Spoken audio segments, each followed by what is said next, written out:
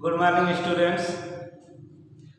आपका सिंथेसिस का जो टॉपिक था वो समाप्त हो गया। उसकी एक्सरसाइज सिंपल बनाने की, कॉम्प्लेक्स बनाने की, कंपाउंड बनाने की हमने आपको दे दिए। कुछ ऐसे सेंटेंस जो बहुत महत्वपूर्ण होते हैं उनको हमने लिख करके एक्सरसाइज के लिए आपको दे दिया। अब उसको आप पढ़ते रहिए, एक्सरसाइज करते रहिए। जहाँ कहीं भी किसी प्रकार की समस्या हो तो उससे संपर्क कीजिए। नेक्स्ट आपका जो टॉपिक है ट्रांसफॉर्मेशन। सिंथेसिस के बाद नेक्स्ट आपका जो ग्रामर पोर्शन मिलेगा वो ट्रांसफॉर्मेशन है। ट्रांसफॉर्मेशन मीन्स होता है रूपांतरण।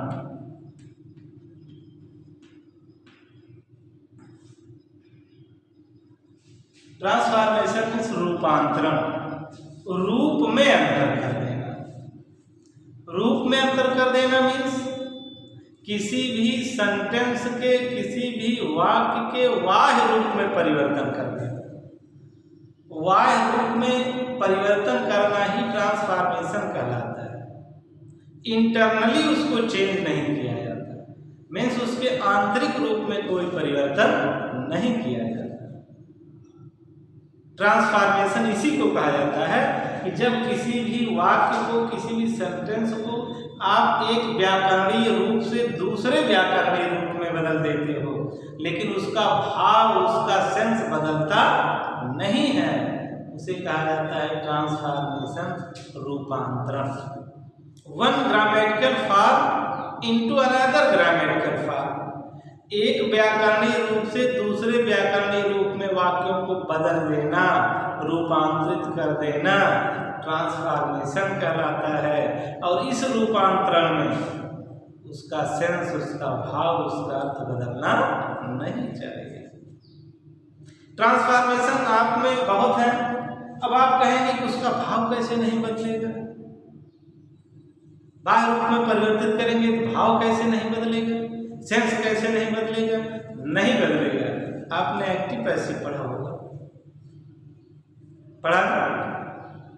राम राइट्स ए लेटर एक व्याकरणीय रूप है, व्याकरण का एक सेंटेंस है, ग्रामर का एक सेंटेंस है। Ram writes a letter active sentence है। जब इसे आप पैसिव में चेंज कर देते हो तो आप लिख देते हो a letter is written by Ram. दूसरे व्याकरणीय रूप में यह परिवर्तित हो गया, रूपांतरित हो गया। लेकिन इस सेंटेंस के सेंस में, भाव में कोई अंतर हुआ नहीं हुआ। राम एक पत्र लिखता है या राम के द्वारा एक पत्र लिखा जाता है, इन दोनों में कोई अंतर नहीं है। इसी को कहा जाता है ट्रांसफॉर्मेशन, रूपांतरण। अब इसका डेफिनेशन जरा देख लीजिए। रूपांतरण का, ट्रांसफॉर्मेशन का डेफिनेशन देख लीजिए। इसका जो डेफिनेशन है वो आपको बताया जा रहा है कि टू ट्रांसफॉर्म ए सेंटेंस, देखते जाइए।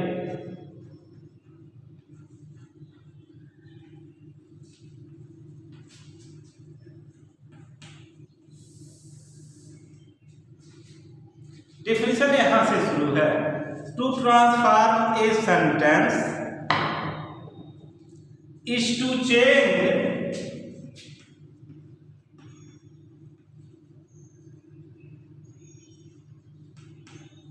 its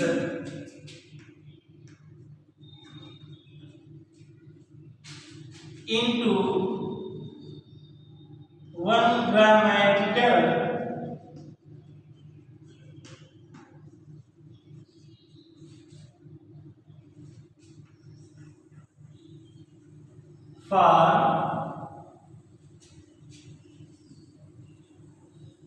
from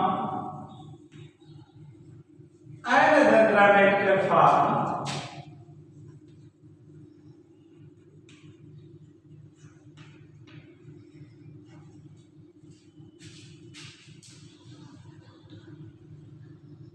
without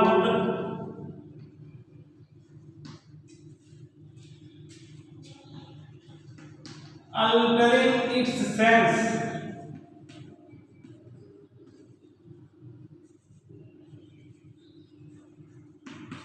यह डेफिनेशन है ट्रांसफॉर्मेशन का, रूपांतरण का, कि जब हम किसी वाक्य को एक व्याकरणीय रूप से दूसरे व्याकरणीय रूप में परिवर्तित करते हैं, रूपांतरित करते हैं, तो इस प्रक्रिया में उनके मूल अर्थ, मूल भाव में कोई परिवर्तन नहीं होना चाहिए। इट इज कॉल्ड ट्रांसफॉर्मेशन, इसी को रूपांतरण कहा जाता है। जैसे अभी हमने आपको बताया ना, राम राइट्स ए लेटर,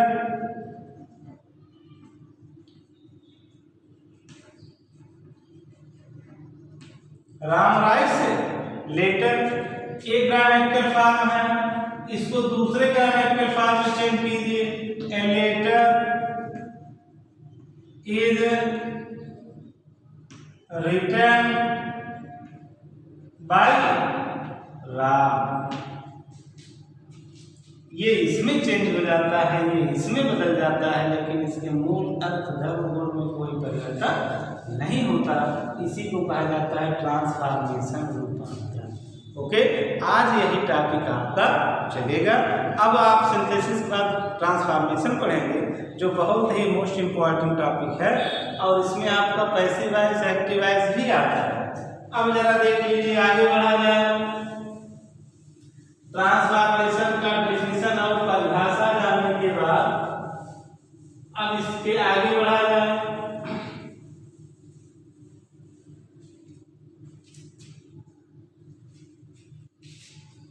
आता है डिफरेंट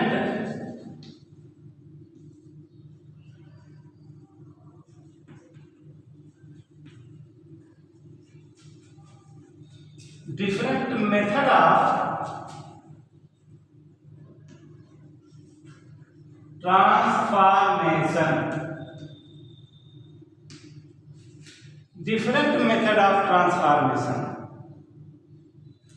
रूपांतरण की विभिन्न विधियां।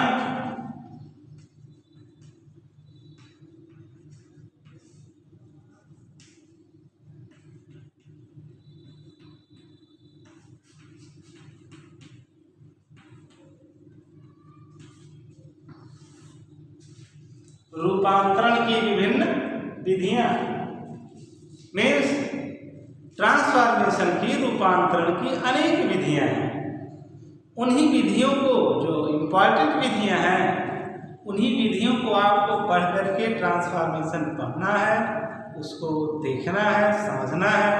अब इसमें पहली विधि आपको हम बता रहे हैं, बहुत मोस्ट इम्पॉर्टेंट है, और आप इसको जान लीजिए। आता है पहला, removal of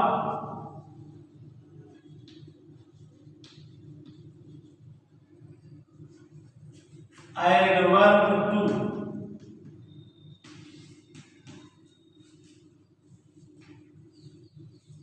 removal of adverb too, पहली विधि, मोस्ट इंपॉर्टेंट प्रोसेस है ये, रिमूवल ऑफ एडवर्ब टू। ये आपको मिलता होगा एक सेंटेंस, लिटरेचर में भी आप पढ़ते होंगे, ग्रामर में भी पढ़ते होंगे। TOO, टू मीन्स होता है भी, टू मीन्स क्या होता है? भी, और यह पार्ट्स ऑफ स्पीच से क्या है? एडवर्ब है। पार्ट्स ऑफ स्पीच से ये टू क्या है? एडवर्ब है। तो कहें रिमूवल, रिमूवल मीन्स होता है हटा देना।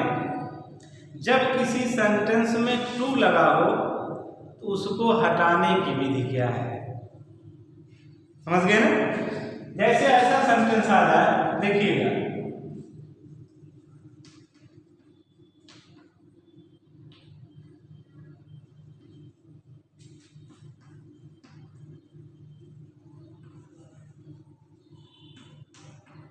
ये देखिए, ऐसे देगा ट्रांसफॉर्मेशन के लिए। सेंटेंस आपको दे दिया, he is too weak to run fast, और यहां ब्रैकेट में देगा रिमूव टू, इस टू को हटा दीजिए, इसको दूसरे ग्रामेटिकल फॉर्म में बदल दीजिए, लेकिन जो ये अर्थ निकल रहा है वही अर्थ निकलना चाहिए, उसके सेंस में अंतर नहीं होना चाहिए। इसी को कहा जाता है रिमूवल ऑफ एडवर्ब टू लगा रहेगा सेंटेंस में, उसको हटाना है। अब जरा देख लीजिए, अब जरा इसका अर्थ पहले देखें, इसका अर्थ निकाले पहले। करा he is too weak to run fast. अब यहाँ पर टू जो होता है बेटा ये निगेटिव होता है, नकारात्मक अर्थ लेकर के आता है। He is too weak to run fast. अब इसका हिंदी में अर्थ देखिए, वह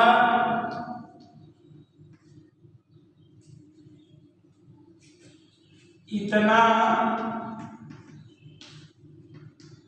कमजोर है कि तेज दौड़ नहीं सकता।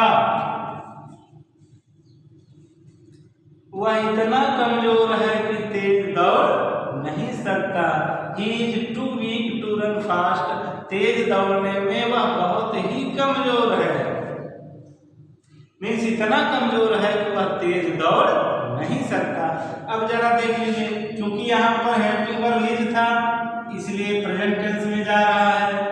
अब आ जाइए तो क्या हो जाएगा, ही इज टू के स्थान पर क्या लगाते हैं, सो और वी। अब टू को हटा दिया, टू के स्थान पर क्या लगा दिया, सो लगा दिया। ही इज सो वीक, और यहाँ पर क्या लगा देते हैं, दैट। यही आपका सब्जेक्ट यहाँ चला जाएगा, ही क्या हो जाएगा, कैन नॉट रन फास्ट। बदल गया, टू हट भी गया। रिमूवल ऑफ एडवर्ब टू को हटा भी दिया और ये बदल गया। He is so weak that he can not run fast. जरा देखिए,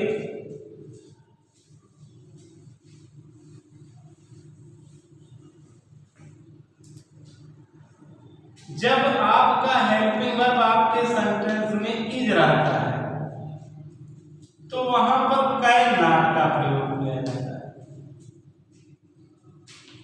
कब, इज एम आर रहने पर किसका प्रयोग किया जाएगा, कैन नॉट का। लेकिन जब आपका हेल्पिंग वर्ब उस सेंटेंस में वाज या वर रहता है तो किसका यूज किया जाता है, कुड नॉट का। इसको आप समझिए, जब आपकी हेल्पिंग वर्ब सेंटेंस की जो टू के साथ हेल्पिंग वर्ब लगा है वो इज एम आर है, तो आप उसको जब एक्सपेंशन करोगे, टू को हटाओगे तो दैट ही कैन नॉट लगेगा, समझ गए ना। लेकिन जब आपके टू के साथ जो हेल्पिंग वर्ब लगा है वो वाज या वेयर है, तो आप जब एक्सपेंशन करोगे तो दैट ही कुड नॉट लगेगा, क्योंकि टेंस में परिवर्तन हो जाता है ना। Is am are present tense को व्यक्त कर रहे हैं इसलिए कैन नॉट लगता है। वाज वेयर किसको व्यक्त कर रहे हैं, पास्ट टेंस को, इसलिए क्या बन जाता है, जरा देखिएगा सेंटेंस जैसे आ गया, he was too old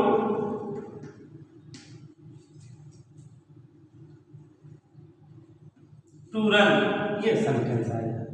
he was too old to run, क्या लगा है, adverb too. Removal of adverb too को हटाना है। हेल्पिंग वर्ब क्या लगा है, वाज, पास्ट टेंस में हो गया, तो आप क्या लिखोगे, ही, हेल्पिंग वर्ब वही रहेगा, वाज, टू के स्थान पर क्या लगाओगे, सो, और इसके बाद ओल्ड, ओल्ड के बाद क्या लगाते हो, दैट, ठीक है ना। फिर यही हेल्पिंग वर्ब सब्जेक्ट ही, अब वाज था इसलिए क्या लगाओगे, कुड, और इसके बाद नॉट, और इसके बाद रन। आपका सेंटेंस हो जाएगा, he was so old that he could not run. पास में आई, एक्सरसाइज कीजिएगा, सेंटेंस देखिएगा, जैसे हम कहते हैं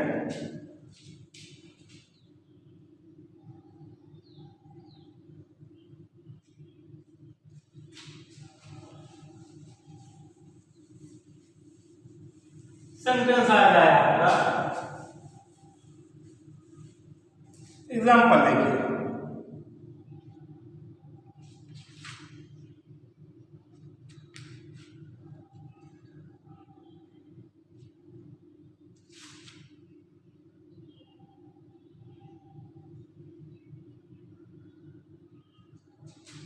द फादर वाज, ये एग्जाम्पल आ गया। The father was too week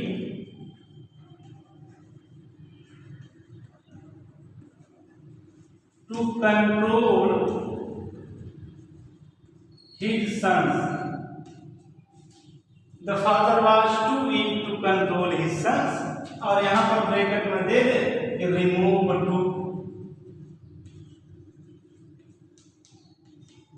ऐसे देता है क्या दे दिया, रिमूव टू। तो अब जरा देख लीजिए क्या लगा है, वाज, किसको हटाना है, टू को हटाना है। तो आप यहां पर क्या लिखेंगे, द फादर वाज, टू के स्थान पर क्या लगा दिया, सो। यहां पर क्या हो गया, weak, the father was so weak that, father के लिए यहां पर क्या आ जाएगा, ही, वाज लगा है तो could not control his sons. The father was so weak that he could not control his sons. ऐसे सेंटेंस को आपको बनाना है, इसी को कहा जाता है ट्रांसफॉर्मेशन। ये रूल आपको बता दिया गया, इस रूल को आप पढ़िएगा, एक्सरसाइज कीजिएगा, जब जो समझ नहीं आएगा पूछिए। Okay, thank you.